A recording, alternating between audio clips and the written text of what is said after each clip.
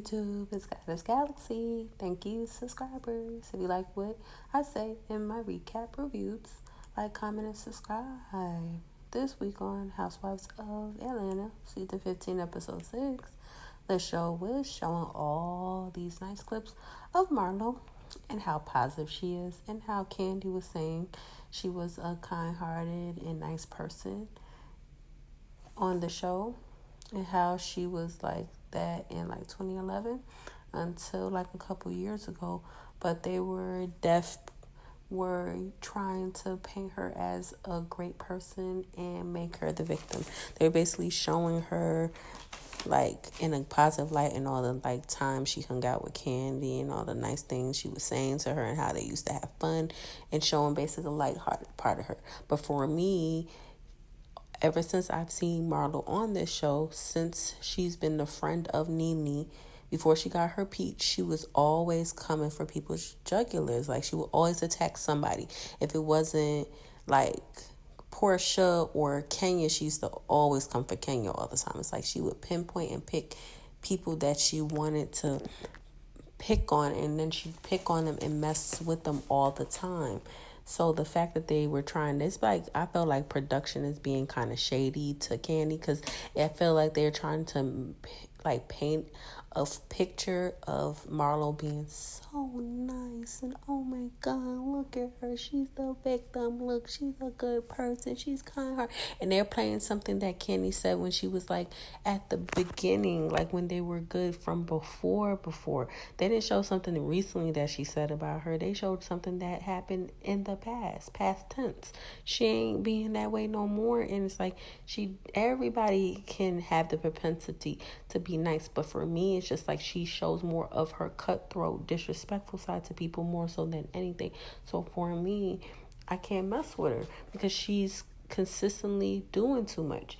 And for me, this episode, she was doing way a little much for me. It's just like, baby girl, I get that you're trying to keep your peach since you just got your peach, and you've been trying to get your peach for over 10 years or so. So now you finally got your peach. And now that you got it, now you think it's okay to now come for Candy for no apparent reason. This woman has been nothing but nice to you. She's helped you, try to get you a TV show. She's trying to, and I just feel like all around her, all she has is yes men around her. That's Courtney, that's Sonia, and that's Sheree. And they're all yes people. They sit there and try to come for Manetta and Kenya and Drew, but they're just as bad. Is actually worse because they're standing on the wrong side. Marlo is definitely lying. Speak on it.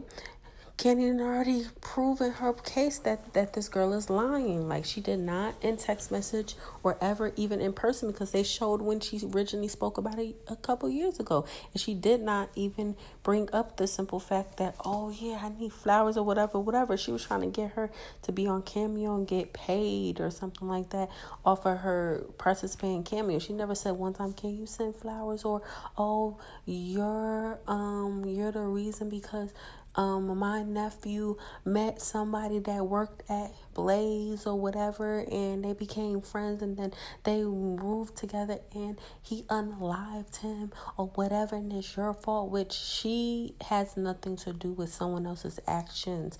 And my whole problem with her is that she's putting the blame on somebody else. And my whole issue with her is she's making a mockery of the death of someone that she claims she loves. If you love that person, why would you use them for a storyline to make a mockery of what happened to them and make it and lie on somebody else and ruin someone's business and ruin somebody's livelihood lying like this? It's like, why do people keep trying to come for Candy? Like, what is it with this production people? And they keep having people come for Candy, and they keep like doing these things with their editing to try to make Marlo look good and try to kind of make Candy look bad. Like, what has Candy ever done for Bravo to be having production producers doing this? Like, I'm not understanding that. That's the part that I'm not liking. Like, why is it okay for Marlo to sit off and lie? Like, I'm not understanding this. Like, y'all doing a little bit too much. And then this episode, Marlo went and she met up with met with her manager, um, Ty and Justin. And she basically was talking to them about the whole situation, about how she wants to date. So the whole thing is she's talking about dating and her and wanting to, like, she needs to have somebody that if you're gonna hook her up, someone that understands her and what have. So then she was telling them, her manager, how Courtney is inviting everyone to an event and hoping it all gets better between the girls or whatever, basically. And then she brought up the fact that Drew brought up the whole incident thing with Candy at her restaurant, and how she didn't call it a shooting, how she tried to hide it by calling it an incident, which I don't understand why people are getting mad with the fact that Drew is not calling it a shooting and she wants to say incident. Oh, because she's trying to lower the blows for Candy. No, it doesn't have anything to do with that.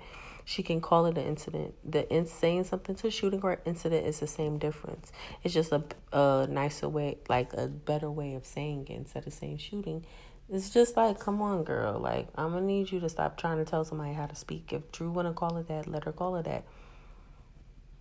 It's like, I'm not understanding. And then the audacity of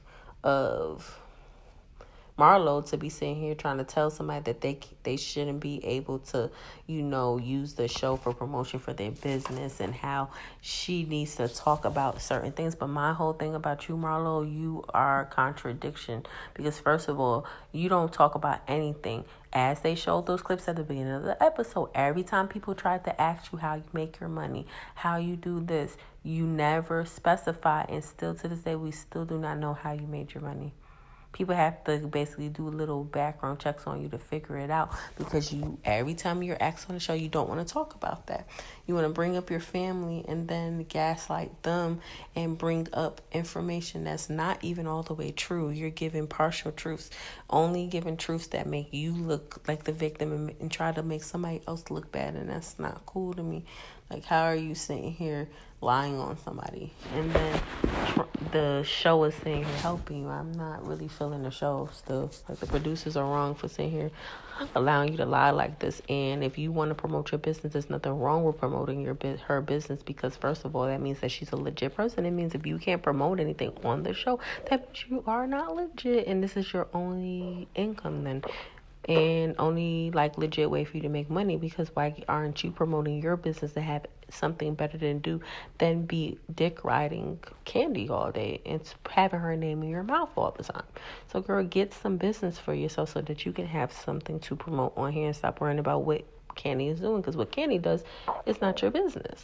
Then she had the nerve with her stupid manager, Miss Ty, over here talking about she was supposed to send flowers or whatever because he worked for her, and the friend or whatever that unalived him, he worked at her location or what have, and that is not true. She proved it on her show through text messages and everything. That guy you're talking about was not working for her. The guy that he met, and then he met him at the place. First you said he worked at the restaurant. It's not true that person, that roommate was a roommate to your nephew that passed on, rest in peace to him, worked for her. It was not true. Then next when you said, he met her at the restaurant. It doesn't matter. Even if they met at the restaurant and became cool, that's a decision that he chose to make, to befriend somebody, and then that happened, and that's nothing. He couldn't have known that something was going to happen to him. So for me, I'm going to need you to kind of stop blaming Candy for stuff that has nothing to do with her. She doesn't have power over what somebody else does, and that was the decision of the person that did that. So you need to be getting at the person's family and not coming at Candy, because that doesn't even make any sense what you're saying. Like, she says things that make no logical sense, but then want people to feel sorry for her. Like, baby girl, I don't feel sorry for you. So go sit down somewhere. Like, I feel bad with what happened to him because he's the victim. He's the one who is R.I.P. rest in paradise. He's in paradise right now, so he's the person that should be the one that people are thinking about and feeling bad for. But for you, what you get is what you get, because girl, bye. Like, you're doing too much. Like, you didn't make it a big deal when you brought it up to Candy, and you even admitted that, I didn't want to bring it up because she was talking with you about it when they showed the clip, and she was very sympathetic and understanding about loss because she's lost somebody. She already said that last episode. So for for you to sit here and do what you doing, that's you got to be a very vile and evil person to do the things that you're doing. You're not a good person, my girl. Like, you need help. You need serious help. Next scene, Sonya is going to be basically, she was telling her family how she got this contract where her clothing or her merch is going to be on bulk, and that she's so happy about it. But she brought up the fact that her family or whatever quitting on her, so she don't know how she can prepare for it. Well, baby girls, if they quit, should be easy for you to find somebody to replace them. Like, what's the big deal? Like, girl, Sonya, shut up. Like, she gets on my nerves. I don't like Sonya, man. She's just stupid as hell. So this next thing, she's like basically upset, basically talking to her sis, and she's upset with them because they quit. But then her sister, her mom, basically her sister really was saying how she's upset about Ross asking for them to move out. And my whole thing is the reason why he's asking to move out, because they need more alone time, because they want to have children, things of that nature. So that's why. And my whole thing was it was discussed that they were eventually going to move out anyway. So him asking for it shouldn't be a big deal. And Sonya agreed to it with Ross.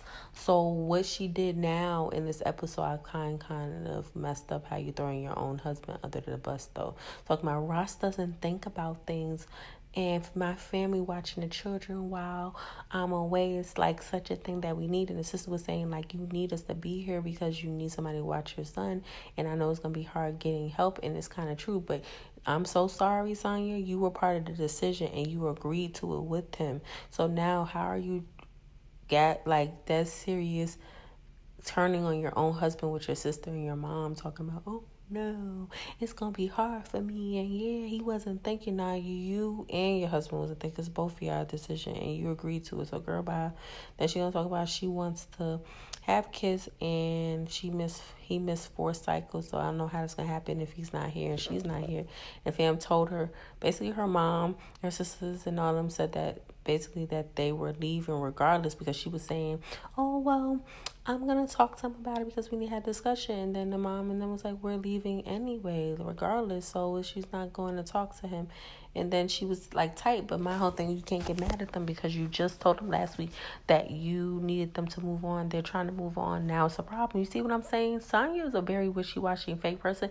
And she's showing that she's very two-faced. She's two-faced with her own family. So you can't trust a person that's fake and two-faced with their own and phony with their own family. Because you're saying one thing to your family, telling them to move. Now they're telling you, oh yeah, we about to do that now. And they all good with it now. And now you got an attitude, and now you want to talk to your husband. But then you, a couple episodes, agree with your husband about the moving out, how you needed your own space and time and everything else, and you agreed to it. And now you're throwing him under the bus because you sad that your sister is upset about it and how it's going with your family, but you agreed to it. So my whole thing is, yeah, son, you mad fake. You're two-faced and fake with your own family, and now you're doing the same thing on the show, being fake and two-faced with Candy, coming for Candy, because you was kind of coming for Candy this episode, being fake, because you were saying one thing when you were inside the restaurant when y'all went to the event with Courtney, and then doing another thing. It's just like, I can't deal with Sonya. Sonya's so damn fake. Like, that's the reason why Candy really doesn't like you like that, because she knows you're two-faced. So like, girl, bye. You're fake. Next thing, Kenya is talking with Keela, her friend. They meet up at her property, but she's gonna open a salon, which I said, kudos to you, girl. You were always doing something with business, Kenya. That's the one thing I say about you. They could talk about you all they want, but you about your bread. Girl about to open up a salon, and she's talking about how it's gonna have 6 stations, and they're gonna need permits and to build it up. So I'm like, I'm for you, sis. Get that bread, get that money, okay? Get that business is popping. So she kind of talking to Keela about that, and I'm happy for her, girl. You better get that business. Shoot, you gotta do everything you can for your daughter and for yourself.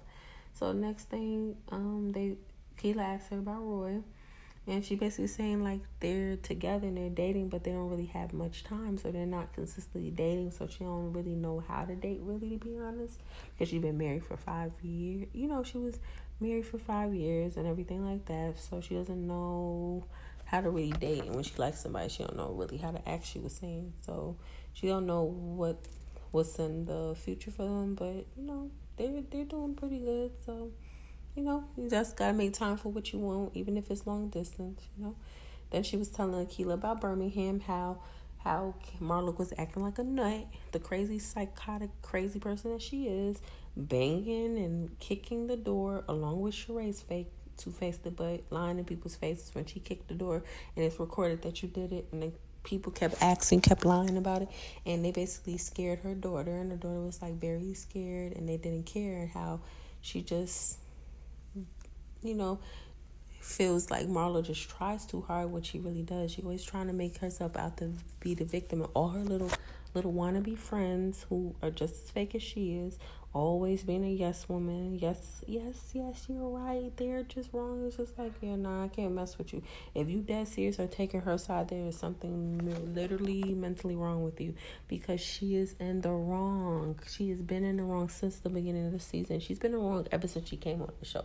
As a friend to Nene, she's always coming for the juggler, hidden below the belt, coming for people for no apparent reason, with her tired old self, like threatening people, being real threatening with her words, like using certain stances and body language to be threatening and abrasive over people and aggressive, but then try to later on be like, oh no, it wasn't aggressive. How are you gonna tell people is on camera, man, my child? Stop with the foolishness. I can't with her. Like, she's gonna have to go somewhere because I can't with her. She's so fake. And next scene is Sheree, Miss Two-Faced, Miss Two Faces, Miss Botox and nose job, and she needs to stop getting work on her face because she looked very horrible in this episode. And on What's Happened Live, she looks horrible. Oh no, she needs to stay away from the Botox and stop getting her nose done. Like, I hope this is her last nose job. I hope this is the last time her using Botox, because she looks horrible. She's starting to look like her little friend, her best friend, the one that she used to really kiss up and kiss ass real bad, Kim Zolciak. She looks just like her. Baby girl, I'm going to need you to stay away from the surgery. You're looking bad. But she was with her grandbaby, and her grandbaby looks like a whole model baby. But that's because she looks like her mommy and not like her son, Kyrie. But it was very cute to see her with her grandbaby holding her, and she was just laying on her, and she was just all like comfortable. It was very adorable, her grandbaby. And she was like, her son is very mature and very like calm and quiet. He's nothing like his mother. So it's really cute, cool to see that scene of her being a grandma. Is cute because right there, that's when you see the like nice side of her, and she's not being two-faced and fake. She's with her children and her grandchild, so it's cool. Next scene, Drew and her husband. They're back home, and this girl is sick still. Like, baby girl, I'm gonna need you to drink some lemon and some ginger and drink you some sea moss and elderberry, honey, and detox yourself a little bit and do some juicing to get your body and your immune system up so that you can get rid of this cold, because you shouldn't be sick 3 episodes in, baby girl, like almost a month or something, or a couple weeks. You should be fine. After you get sick, you should be sick for a couple of days and be off that. So you need to fix your immune system, baby girl, because it's kind of weird. Then she said a comment when she was talking to her husband. Basically, she was talking to her husband, telling him about the incident with Marlo. And then she said, I have to address, like I was talking about Candy, trying to figure out how she was doing about the shooting, but instead of saying shooting, I said incident, and Marla was getting mad and in my face, jumping in my face, all aggressive, because I said incident instead of shooting, and she felt like I should say, but like Drew said, her whole thing was, you should have came at Candy if you felt a way about the shooting and how you felt. She should have talked about it more or done more for your nephew because he worked for her. You should have said that. Why are you coming at me and telling me how to say stuff and jumping in my face when I'm not the problem or the issue? Like, you coming at the wrong person. And basically she was like she really pissed her off, and how, the Chi-Town was going to come out. And then the husband was like, well, she a big one. I'm like, really, sir? What the hell? And then she was like, nah, the Chi-Town about to come out, and she a big one, but, you haven't seen me fight. I'm like, girl, bye. Nobody's scared of you. Drew, go sit down. Have several, sis. Nah, nobody's scared of you. Go sit down. And next scene, Candy and Todd are talking about the projects that he's been doing. He's been writing, like he has all his projects written out, but he's been working on this other script for a whole year now. And how, he's just chilling or whatever. And, she's being a listening ear to him because that's what he needs for her to do. And she's trying to be supportive of her husband, which is cool. I applaud her because their relationship is pretty good. It has their ups and downs, but they're doing good. They seem very happy, and I'm happy for them. So, the next is to come to, basically she was telling him that they have this event that Courtney's hosting for this escape room, that at first when they got the information, they didn't know nothing about it. But then, come to find out, they have to wear certain things to do, which it's like basically like painting. You get shot with like a paintball or something like that. So she was feeling like she has to wear something better, and she said, you get like a blast of paint. And then basically she got a call or whatever from Kenya, and she had a party for Brooklyn, and she had sent the kids. So while she's sitting on the couch with her husband, she's talking to her, and basically she spoke to Sheree, and Sheree was saying to Kenya that basically the guy that unalived the boy worked for her, and her nephew basically was there, worked for her as well, and that you didn't send flowers and didn't have anything, basically didn't send flowers, and that she felt like you should have did something. That's what Sheree was saying, that Marlo was saying. And that basically she was like, well, that had nothing to do with each other. Like, that person that he met did not work at my company at all. The person that unalived the nephew, like the nephew worked for me for a couple of months, but that other person did not work for me. That's a lie. Like, what the hell? So Todd said, like, yo, Marlo was on some BS. Like, what is wrong with her? And then, Kenny got really mad. Like, seriously, she really is. Because how is she going to sit here and lie like that? Like, come on, you're lying on my name. Like you're basically making me look bad. Like, come on. Like, I was like, this is getting a little bit out of hand with the lies. Like, this girl needs to really get a job, a hobby, a life. Because at some point, like, it's just getting old. Next scene, Drew and Courtney are talking about, let's be kumbaya and, like, just, like, be positive vibes. Courtney, you're fake. Baby girl, there's no positive energy or positive vibes from you, so stop with the bullshit, baby girl. Because you've been stirring the pot and causing problems, too. Sitting here being fake and two-faced. Girl, bye. Nobody's trying to be kumbaya and be friends with you, Marlo, or Sheree. Two-Faced is Sheree or Sonya, because y'all are all two-faced and fake. I'm so sorry, y'all be sitting here yes men and Marlo, but then talking behind her back and saying little things in your confessional, and then to her face saying something else and being yes men and pretending that what she's doing is right when it's not. So have several. So everybody starts coming in and showing up. And then Kenya shows up, and the last to show up is Candy. And Candy shows up, and she's very not happy. And then everybody's looking at it. It's like, oh, no. And already, Drew already feels the energy is off. She's like, I'm just like, how would you feel if someone is going around telling lies on you and telling multiple different stories and changing up every time you turn around to continue to make it sound more worse than what it really is? And it's like, how would you feel if someone lied on you like that? You wouldn't be happy either. You would feel away. And basically she sat down, she just asked him, Marlo, like we need to talk, like for real. We need to have this discussion. Like, is it true, like what you're saying? Because Kenny just basically asked Marlo about it. She's like, she's upset with me, and she did that I didn't send flowers. She said, nah, we need to go to a different room. So it was Drew, Candy, and Marlo. They leave and they go to the side, and then basically Candy said that's not true. And then 2 years ago you sent me a text and you said it, but he no longer worked for us, and it had nothing to do with me or my restaurant. He wasn't working there. Oh, old lady gang, you not going to lie. Basically, she was saying to her. And she's like, what did I lie about? No, I'm not lying. And she said, yeah, you are lying. Because first of all, he worked for us, but he no longer basically worked for us at the time when he when he was unalive, he no longer worked for me for months. So what are you talking about? And she said, you don't reason. I'm about to cry because, and then she's like, cry, cry, cry, cry. Marlo saying, she said, I'm about to cry because I can't choke you out, bitch. And I'm like, yo, you are going too far, baby girl. She just explained what happened. She didn't have to send person flowers. I've never heard no lie at all them ever sending flowers unless the person has, maybe the person is really close with them or work for the company for years upon years and they really have a real rapport with the person. They may send something that someone passes on if they know of it, or if like that's the only time. But most jobs, no matter if you've been there only short amount of time, they're not, if you have passed on or someone that you know used to work from passed on, they're not sending nothing, no flowers, no nothing. So what is she talking about?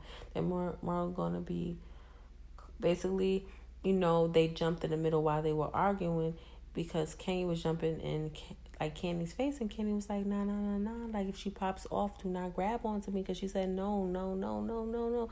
Oh, she was getting real heated because this is starting to go too far because you're lying, bitch. And it's starting to get fucking annoying. Like, it's starting to go to the point where you're going too far, ma'am. And then, basically Drew was saying like she was getting aggressive. That's why they originally went over there, because they was both getting angry.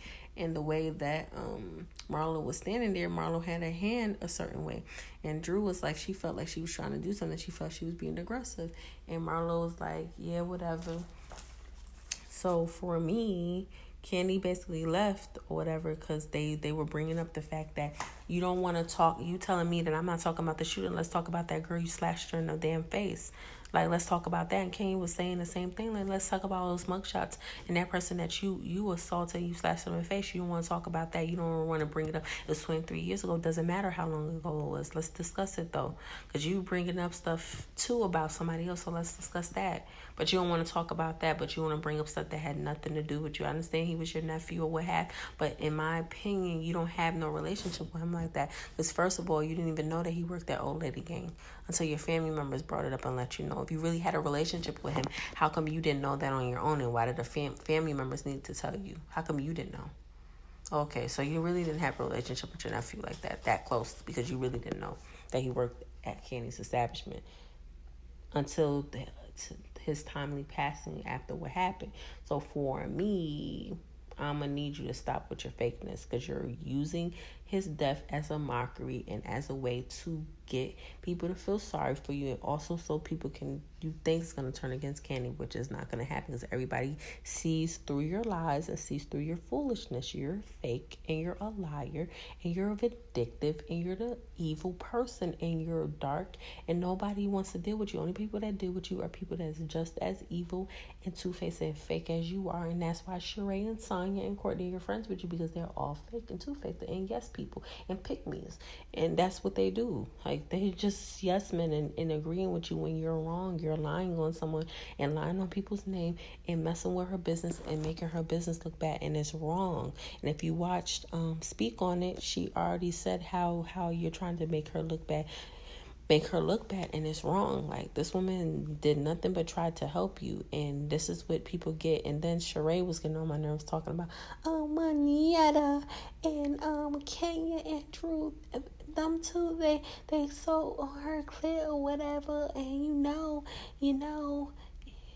know how much they had to pay for admissions, because she gonna charge. And I'm like, you need to shut up, because you are all up in deep in Marlo's ass, baby girl, and she's incorrect and she's wrong, and they proving it and telling you what's being said, that they can prove and they can show you the tape, and you still been a side with Marlo when she is wrong, and you ain't calling her out to her face. You're a punk. You used to do that when Kim Zolciak was on the show. Sit there and be behind her and she be totally wrong, and you still have her back even when she was wrong. So for me, I don't have no type of sympathy for you, because you're so fucking fake, Sheree. You're so fucking fake, Marlo. You're so fucking fake, Sonya. You're so fucking fake, Courtney. I don't like none of them. They're fake. They're the fake crew. The people that are two-faced and fake, stab each other in the back, try to act like they're such good friends, but they really hate on each other on the low. Fake as hell. Don't like you. Never will like you. Fake. Can't do it. I'm Team Candy, Team Monyetta, Team Kenya, and I like Drew. I just like them because they're authentic and they tell the truth. And anytime they're asked about something, they stand on their word. They stand with, except for Drew. Drew seems she a little shaky to me a little bit. But the other ones, they stand on their word. They stand on their high horse. I could respect people like that. I can't respect someone that's sitting off lying on somebody and about to mess up someone's business because they hurt and butt hurt and they feelings because they want somebody to acknowledge them and be their friend, but the person don't want to deal with them because they are malicious and they keep being negative and throwing slugs and dirt on their name and expect somebody to be their friend. Like, bitch, bye. I don't want to be friends with you. You're fake. And like Candy done said since last season, she ain't fucking with you. She done with your foolishness. And it is, you got what you got. You got what you deserve. You're fake. I would not be friends with you either because I don't need no fake ass bitch like you in my life. Then they're doing all of that. You're doing too much. Like, sis, you need to get your life together because you do way too much for me. I can't deal with you. But like, comment, subscribe. Tell me what you think of the episode. And talk to your girl later. It's your girl, Goddess Galaxy. Talk to you later, YouTube.